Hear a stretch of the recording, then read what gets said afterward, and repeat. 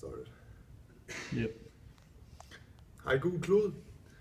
Så ser det skud til, at vi skal spille National Championship finale her på lørdag. Det er så anden gang på 3 år, at jeg står i den situation.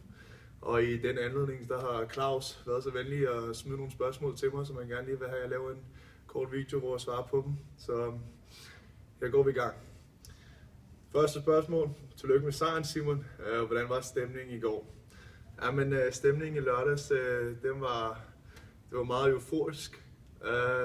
Vi spillede på hjemmebane mod West Georgia University, hvor vi var foran 24-6 ved halvlejen.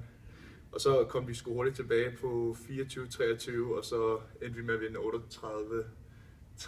tror jeg det var, de sidste 2 minutter af kampen. Så der var helt klart en meget massiv og god opbakning for vores fans.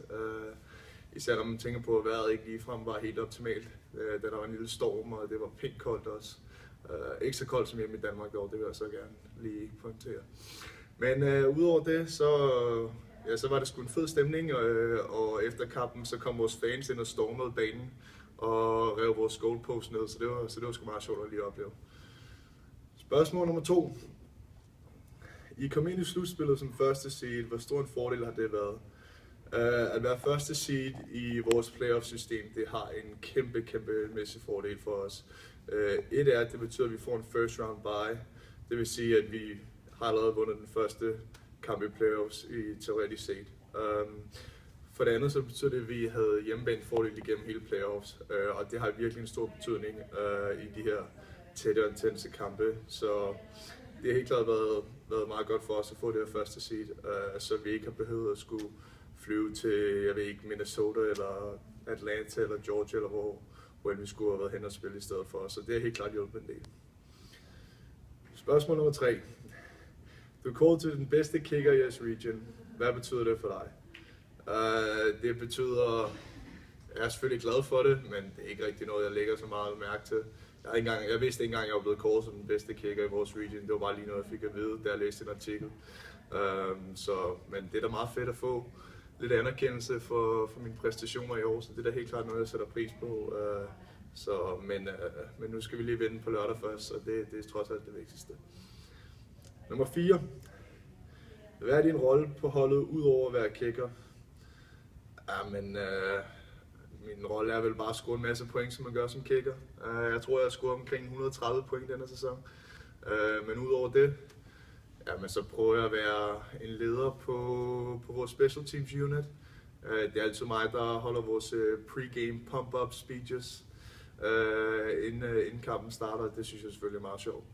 Jeg prøver altid at lave lidt grin med det, da jeg er nok ikke den mest seriøse leder på den måde, men jeg prøver bare at få folk til at grine lidt, så det er min måde at motivere holdet på. Sidste spørgsmål. Finale på lørdag. Hvordan ser du den kamp? Ja, vi spiller mod Shepherd University.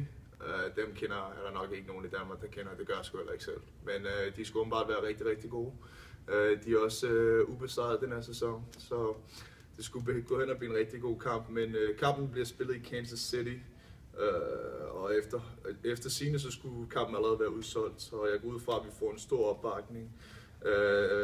Og jeg går ud fra, at størstedelen af fansene nok vil være vores fans, så vi er kun en time væk fra Kansas City. Så jeg har store forventninger til den kamp, og jeg håber, at vi kan hive et trofæ hjem. Jeg tror, at hvis vi spiller på samme måde, som vi har gjort igennem hele sæsonen, så tror jeg faktisk, at vi har en relativt god chance for at vinde på lørdag. Så det var alle spørgsmålene for Claus.